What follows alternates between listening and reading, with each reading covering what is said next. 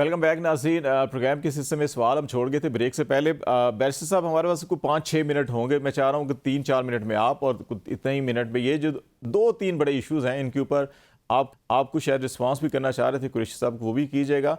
एक क्या ये चीज़ ठीक है, होना चाहिए कि चीफ जस्टिस की एक मुद्दत मुलाजमत हो 3 साल 4 साल, आपको रीज़नेबल लगती है ये तजवीज़? और दूसरा ये जो MPO के और दफ़ा 144 के कानून में KP गवर्नमेंट कह रही है हम तरमीम करेंगे कि इसको पोलिटिकली बहुत ज़्यादा मिस यूज़ किया जाता है और इसको हम इसके अंदर कुछ तरमीम करेंगे, तो आप क्या समझते हैं कि वाकई इसकी तरमीम होनी चाहिए?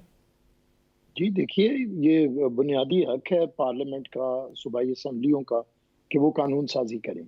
और अगर नेक नियति से की जाती है तो उसमें कोई हर्ज नहीं है, और अक्सरियत करती है तो कॉन्स्टिट्यूशन उन्हें इजाज़त देता है। पाकिस्तान के अंदर ये हमारी चीज़ है कि हम शक बहुत करते हैं। जैसा कि पहले अभी कुरैशी साहब भी हम पे शक कर रहे थे। नियतों पे शक करना जो होता है ना, वो तो काम नहीं है। नियत तो या इंसान खुद जानता है या उसका खुदा जानता है। तो ये अब ये सारे खुदाई इख्तियार पूरी कौम इस्तेमाल करके बात ही दूसरे के ऊपर शक से करती है, तो क्या किया जाए? मैं समझता हूँ कि अगर मुद्दत का तयन होना, अगर अदलिया की तरफ से भी ये बात है या सबसे ज़्यादा बढ़ के पार्लियामेंट ये समझती है, तो इसमें कोई हर्ज नहीं है।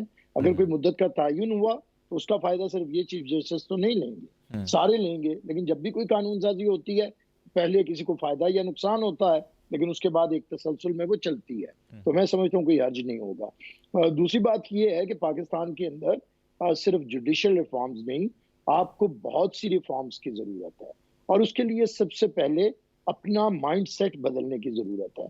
मेरे दोस्त कुरैशी साहब, मुझे 12 साल हो गए हैं नेशनल मीडिया पे आते हुए, और मेरे चंद प्रोग्राम होंगे जिसमें हमारे कुरैशी साहब जैसे दोस्त मजबूर कर देते हैं कि सख्त बोलना पड़े।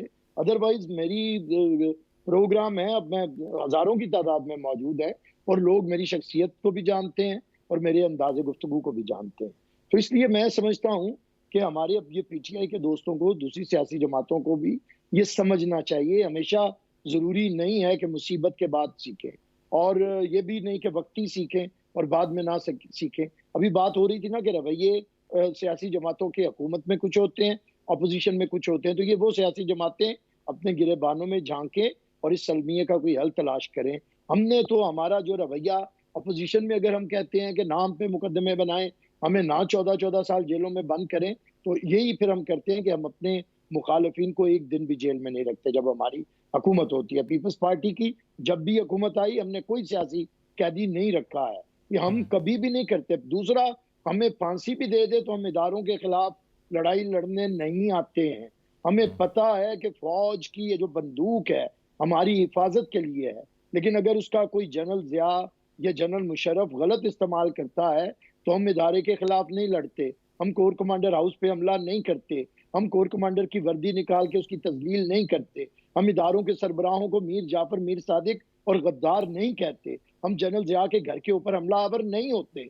हम तरीके के साथ, जमहूरियत के साथ उसका हल तलाश करते हैं। हम आज भी कहते हैं कि पार्लियामेंट एक ऐसा इदारा है जहाँ जिसको पे इस्तेमाल होना चाहिए, कलेक्टिव विजडम है। उस कलेक्टिव विजडम इस्तेमाल को होना चाहिए, इस्तेमाल करते हुए ताकत को उसके ताबे रखें। रखना चाहिए। मैं रियासत की कुरैशी साहब की ताकत तरफ आ रहा हूँ, 2 मिनट। विजडम के ताबे, आखिरी बात करूंगा, विजडम के ताबे हो। और एक बात जरूर, पॉलिटिकल एक्टिविस्ट या पॉलिटिकल वर्कर जो होता है वो कभी किसी जज्बाती रो में नहीं बैठता। हम लोग आज भी किसी जज्बा, हमारी ट्रेनिंग हुई हुई है पॉलिटिकल, हम आज भी पॉलिटिकल बात करते हैं। हमें ना, जैसे हमें आसिफ अली जरदारी जेल में अच्छा नहीं लगता, उसी तरह हमें इमरान खान भी जेल में अच्छा नहीं लगता। लेकिन इसके लिए जरूरी है कि बैठना अपने पड़ेगा रवैयों को बदलें, कुरैशी साहब। दुश्मनियों का और ये जो रिवाज है इसे खत्म करें, होशमंदी की बात। कुरैशी साहब, 2 एक मिनट हैं कि ये चीफ जस्टिस की मुद्दत मुलाजमत और कवानीन में तरमीम जो है कि MPO का जो इस्तेमाल हुआ और दफ़ा 144 का जो इस्तेमाल होता है, चले अच्छा आप हुकूमत में हैं तो आपको एहसास है कि हम इसको ख़त्म करें ताकि अभी किसी के ख़िलाफ़ ना हो और जब कल आप अपोजिशन में हो तो आपके ख़िलाफ़ भी इस्तेमाल ना हो। देखिए, मैं आपसे गुजारिश करूँ, बिल्कुल पार्लिमान को, ज़ाहिर कानून साजी के लिए पार्लिमान मार्ज़ वजूद में आती है। पार्लिमानी जो फॉर्म ऑफ डेमोक्रेसी है उसमें पार्लिमान सुप्रीम है, और जो कुछ हम कवानीन का इस्तेमाल अपने मुखालिफ के लिए जिस तरह से करते हैं, तो अवामुन्नास में जो इंतशार और उसमें नफ़रत पैदा होती है, वो एक बहुत बड़ा एक सवाल है हमारे लिए। कवानीन होते हैं लोगों की बेहतरी के लिए, लोगों को ईज करने के लिए, सोसाइटी में तवाज़ुन पैदा करने के लिए। लेकिन हम चूंकि कवानीन का इस्तेमाल अपने मकासद के लिए करते हैं, वो कवानीन बुरे नहीं होते, लेकिन वो कवानीन नफरत का निशान उस वक्त बनते हैं जब वो लोगों को तकलीफ देते हैं। अभी बैरिस्टर साहब ने बड़ी तारीखी किस्म की चार्जशीट हम पे आयद कर दी है, ये 10-12 बातें इनको मिल गई हैं, फलां किया, मैं नहीं दोहराना चाहता। मुझे नहीं समझ आती कि क्या पाकिस्तान तहरीक इंसाफ ने भी माजी की हुकूमतों की तरह पाकिस्तान के तैयारे अगवा करके काबल पहुंचाए थे? देखे ना, अभी लास्ट मिनट सुन लेना, सुन ले। वो कहेंगे जवाब, वो हलीम आदिल शेख नहीं, इन्होंने बड़ी खौफनाक गुफ्तगू की। अब ये बड़ा अच्छा तासुर देगा जी, मेरी शख्सियत को लोग जानते हैं, फिर ये आखिर में अपनी शख्सियत का इजहार भी करते हैं। वो हलीम आदिल शेख जो थे हमारे अपोजिशन लीडर सिंध में, उन्हें कितने अर्सा जेल में रखा? सिंध के MPs का क्या हशर किया रखा सिंध में मुराद अली शाह की गवर्नमेंट में? क्या इंटीरियर सिंध के डाकुओं के साथ इन्होंने वो सलूक किया जो पॉलिटिकल लोगों के साथ करते हैं? पूरा सिंध और पूरा कच्चे का इलाका आज डाकुओं की गिरफ्त में है। आम सिंधी की चीख सुनने वाला कोई नहीं है। आप कहते मीडिया को अलाउ नहीं है कि आप कश्मीर में जाएं, जैकबाबाद में जाएं, कदकोट में जाएं, आप कश्मीर देखे ना। चीफ जस्टिस की मुद्दत मुलाज़मत, देखिए मैं आपको गुजारिश कर दूं, अगर पार्लियामान समझती है, लेकिन हालात की नज़ाकत को जरूर देखना चाहिए कि वो हालात किस तरह के हैं, हालात कैसे हैं, हालात का रुख किस तरफ है। इस वक्त अगर किसी भी इस तरह की पोस्ट पर मुद्दत मुलाज़मत में तौसी की जाएगी तो लोगों के ज़हन में वही तासुर जाएगा जो लोगों के ज़हन में ऑलरेडी मौजूद है।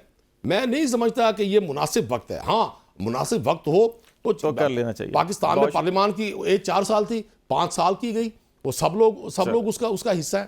बहुत शुक्रिया नदीम कुरैशी साहब, आपका भी। चले कोई नेक्स्ट प्रोग्राम में इस पर डिटेल में बात कर लेंगे। बैरिस्टर आमिर हसन साहब आपका भी, जहांगीर जदून साहब आपका, नदीम कुरैशी साहब बहुत शुक्रिया आपका। आज प्रोग्राम का वक्त खत्म होता है। खालिद जमील को इजाज़त दीजिए। अल्लाह हाफिज़।